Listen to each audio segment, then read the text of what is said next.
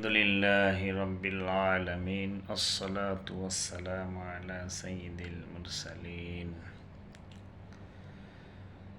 সম্মানিত দিনী ভাইরা, প্রিয় প্রিয় বন্ধুরা, হাদিসের মধ্যে এসেছে সূরা ইখলাস, সূরা ফালাক, সূরা নাস।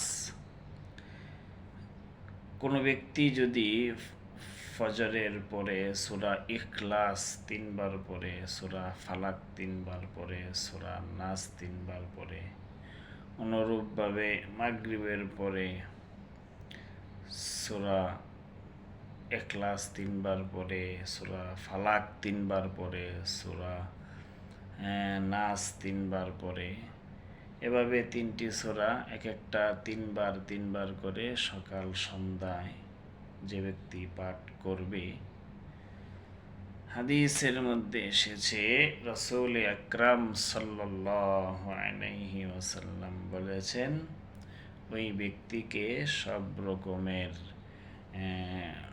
বিপদ থেকে, সকল ক্ষতিকর প্রাণীদের ক্ষতি থেকে, সব রকমের বালা মুসিবত থেকে আল্লাহ তাআলা তাকে হেফাজত করবেন। অতএব এই 3টি সূরা খুবই উপকারী একটি আমল। আমরা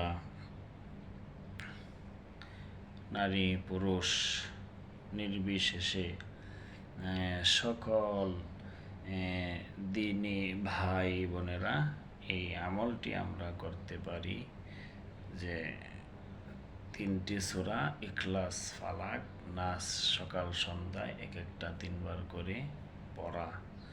তাহলে হাদিস অনুযায়ী সকল প্রকার বিপদ আপদ, বালা মুসিবত থেকে, ক্ষতি থেকে, সকল ক্ষতিকর প্রাণীর ক্ষতি থেকে আল্লাহ রাব্বুল আলামিন আমাদেরকে হেফাজত করবেন। আল্লাহ রাব্বুল আলামিন আমাকে আমল করার তৌফিক দান করেন, আপনাদের সকলকে আমল করার তৌফিক দান করেন। আমিন। ওয়া আখিরু দাওয়ানা আলহামদুলিল্লাহ।